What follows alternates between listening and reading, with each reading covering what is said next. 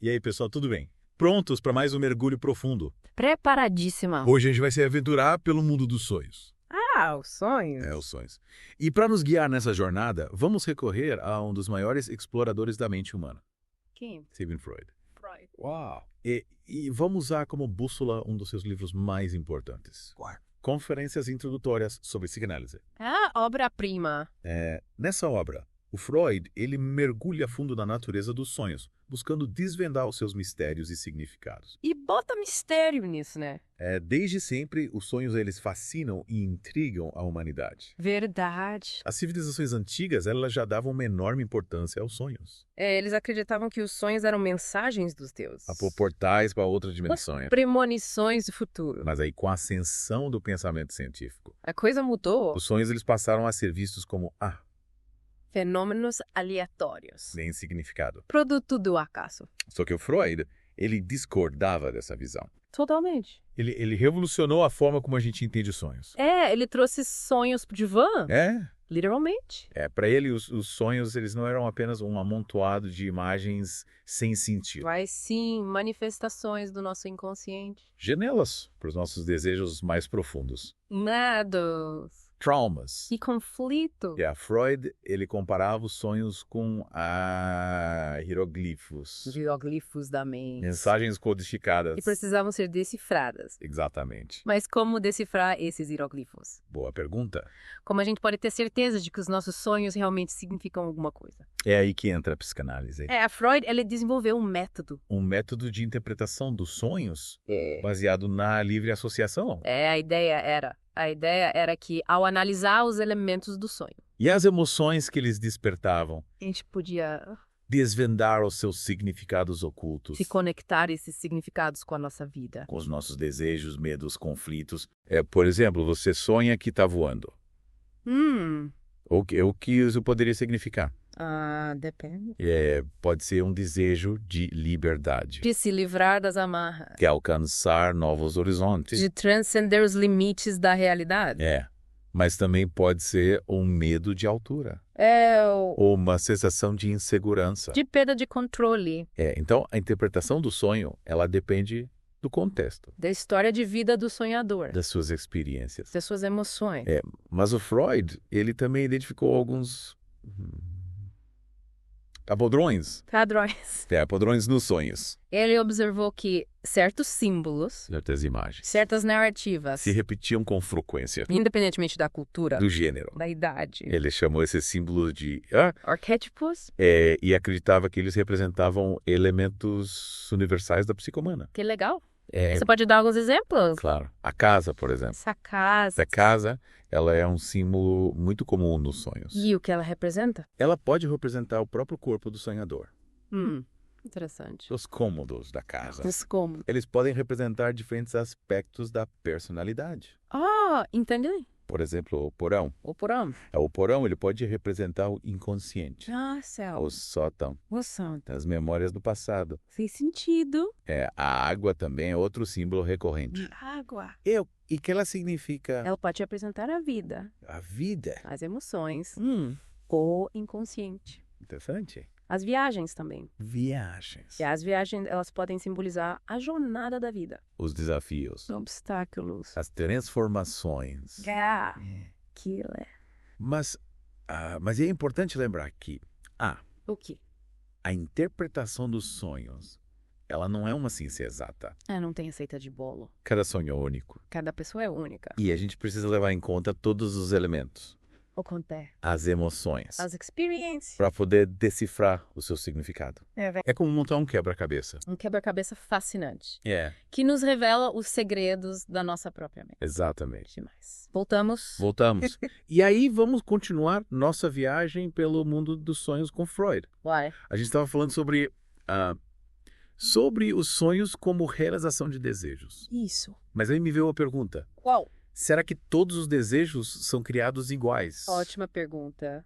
Porque, na verdade, não. O Freud ele fazia uma distinção importante entre tipos de desejos. Que tipos? Os desejos conscientes e os inconscientes. Entendi. Os conscientes são aqueles que a gente sabe que tem. Isso, a gente aceita. A gente expressa abertamente. Sem problema nenhum. Tipo, sei lá, quero comer um brigadeiro. Exato. Agora, os inconscientes Esses são mais complexos. são aqueles que a gente esconde, Da gente mesmo. que a gente reprime. Por serem inaceitáveis. Pela nossa moral. Pelas regras da sociedade. Yeah. E é justamente esses desejos reprimidos que a gente esconde lá no fundo No porão da mente. que mais se manifestam nos sonhos. Mas de forma disfarçada. Modificada. Simbólica. Como se estivessem usando máscaras. Pra enganar a censura. Exatamente. Tem niche. Então, tipo, sonhar que tá comendo um brigadeiro. Provavelmente não é um desejo reprimido. Mas sonhar que tá voando pelado. Aí a gente já pode começar a investigar. É, e a coisa que é interessante. Pode ser um desejo de liberdade. De romper com as convenções. Se libertar das repressões.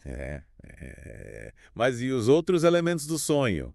Como a gente sabe se eles são desejos reprimidos ou apenas Resíduos diurnos. resíduos diurnos? O que são esses resíduos? São fragmentos das nossas experiências do dia a dia. Que invadem os nossos sonhos, Preocupações, conversas, imagens, qualquer coisa que tenha chamado a nossa atenção. que ficou martelando na nossa cabeça, E aí acaba aparecendo no sonho. sem necessariamente ter um significado mais profundo. Entendi. Mas como a gente diferencia um desejo reprimido de um resíduo diurno? Aí entra o talento do psicanalista. Ele vai usar associação livre. Para ajudar o paciente a conectar os elementos do sonho com as suas emoções, As suas experiências. com a sua história de vida, E também vai observar a narrativa do sonho, a importância de cada elemento. a intensidade das emoções. Aí ele vai conseguir decifrar o enigma. É como montar um quebra-cabeça. E por falar em enigma, o Freud, ele falava sobre a influência da infância nos sonhos. Eu falava assim. Tipo, será que os nossos sonhos de adulto ainda são assombrados por medos e desejos da infância? Com certeza. Para Freud, a infância era o terreno fértil Onde se plantavam as sementes. dos nossos desejos, Dos conflitos. E essas experiências, mesmo que a gente não se lembre delas, Mesmo que a gente tenha reprimido, elas continuam a nos influenciar na vida adulta. e se manifestam nos sonhos, Interessante. E como essa influência se manifesta na prática? de várias formas. Por exemplo, o Freud, ele observou que, além dos temas universais, Tipo, água. viagens, os sonhos das crianças, eles frequentemente refletiam os estágios de desenvolvimento psicossexual. Os famosos estágios psicossexuais. Isso. Oral, anal, fálico, latência e genital. E cada estágio tem suas características próprias, Seus desafios. suas fixações, Por exemplo, crianças na fase oral. que buscam prazer na boca, Elas podem sonhar com seios, chupetas. alimentos. E se a criança tiver alguma dificuldade em algum desses estágios? Isso pode ter consequências na vida adulta. Que tipo de consequências? Fixação naquele Que estágio. pode se manifestar de diversas formas. No comportamento. Na personalidade. Nos relacionamentos. E nos sonhos. Claro! Os sonhos são um reflexo da nossa psique, Da nossa história. dos nossos conflitos. Fascinante. E os sonhos dos adultos. Eles Olha. também podem nos dizer algo sobre a nossa infância. Com certeza. Mesmo que os temas dos sonhos mudem ao longo da vida. Os desejos, Os medos, os conflitos da infância. eles continuam lá, No inconsciente. influenciando a gente. E se manifestando nos sonhos. De forma simbólica. Por exemplo, um adulto que sonha com um monstro Que está perseguindo ele. pode estar revivendo o medo da infância, Nível do escuro. da solidão. O abandono. É como se o inconsciente estivesse nos mandando uma mensagem. Olha, tem algo aqui que precisa ser resolvido. Exatamente. Nossa, que incrível. Mas e o futuro? Será que os sonhos também podem nos dizer algo sobre o que está por vir? Freud, ele era cético em relação à ideia de prever o futuro. Então nada de usar os sonhos para jogar na loteria. É melhor a gente usar os sonhos para se conhecer melhor, Para viver uma vida mais plena. mais autêntica. É Afinal, o inconsciente, ele é atemporal. verdade. Mas, voltando à interpretação dos sonhos, o Freud, ele falava sobre a resistência. Sim. O que ele queria dizer com isso? A resistência é a força que se opõe. A tomada de consciência. Dos conteúdos reprimidos. É como se o inconsciente estivesse protegendo a gente. De informações que a gente ainda não está pronto para lidar. Mas por que ele faria isso? Porque essas informações podem ser dolorosas, Perturbadoras. ameaçadoras. E a gente pode não ter recursos para lidar com elas. É como se o inconsciente estivesse dizendo, calma lá, devagar com o andor, você ainda não está pronto para essa bomba. Entendi. E como essa resistência se manifesta? De várias formas. Esquecimento dos sonhos. Dificuldade em associar livremente. Mudança de assunto. Silêncio. Hostilidade em relação ao analista. Tudo isso pode ser sinal de resistência. E como Freud lidava com essa resistência? Muita paciência. Ele não forçava o paciente a falar, Mas interpretava a própria resistência. buscando compreender o que ela estava protegendo. É como se a resistência fosse um enigma a ser decifrado. Um sinal de que tem algo ali, No inconsciente. que precisa ser trazido à luz A que o paciente possa se libertar. dos seus sintomas. Viver uma vida mais autêntica. Exatamente. Nossa, que jornada incrível. Mas antes da gente continuar, acho que é hora de dar uma pausa. Pra gente respirar. Pra gente processar tudo isso. E se preparar para a última parte da nossa imersão. Onde a gente vai mergulhar num dos temas mais polêmicos da psicanálise. A relação entre sonhos Infância. e sexualidade. Até já. Voltamos. E aí, preparados para a última parte da nossa imersão no mundo dos sonhos com Freud. Pronta. A gente parou naquela parte mais polêmica, digamos assim. É a relação entre sonhos, infância e sexualidade. E eu confesso que fiquei curioso. Como Freud abordava essa questão da sexualidade infantil? Olha, para Freud, a sexualidade infantil ela não era vista como algo perverso ou equivalente à sexualidade adulta. Ah, entendi. Ele via como uma força vital, presente desde o nascimento, e que buscava prazer, satisfação em diferentes partes do corpo, ao longo do desenvolvimento da criança. Então, tipo, não é que a criança tá, sei lá, apaixonada. Não, não é isso. É mais uma questão de descoberta do próprio corpo. Isso, das sensações. É. E o Freud, ele identificou 5 estágios psicossexuais. 5. É. Pode ser bem.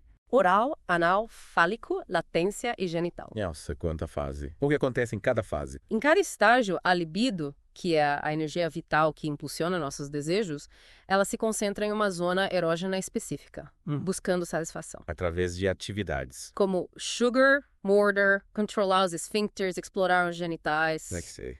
Cada fase tem suas características, os seus desafios. E se a criança tiver alguma dificuldade em alguma dessas fases, tipo pais muito rígidos no controle dos esfíncteres durante a fase anal, isso pode ter consequências da vida adulta. Pode sim. O Freud, ele acreditava que experiências traumáticas ou frustrantes em qualquer um desses estágios poderiam gerar fixações. Fixação. Uma tendência a reviver os conflitos e comportamentos daquele estágio na vida adulta. Imagina, por exemplo, uma pessoa extremamente controladora, perfeccionista. Características que podem estar ligadas a uma fixação na fase anal. Nossa, interessante. E agora, falando do elefante na sala. É o famoso complexo de Édipo. Como essa ideia, digamos, ousada, ela se encaixa na teoria do Freud? O complexo de Édipo, ele surge durante a fase fálica. Fálica? Entre os 3 e os 5 anos de idade. É nesse período que a criança, segundo Freud, desenvolve desejos sexuais inconscientes pelo pai do sexo oposto e rivalidade com o pai do mesmo sexo. Caramba! Imagina a cabeça da criança. É uma fase bem turbulenta. E como a criança lida com essa tempestade de emoções? Freud argumentava que a criança, para lidar com essa angústia, ela recorria a mecanismos de defesa. Mecanismos de defesa. Como a repressão, por exemplo. Que empurrava esses desejos inaceitáveis para o inconsciente.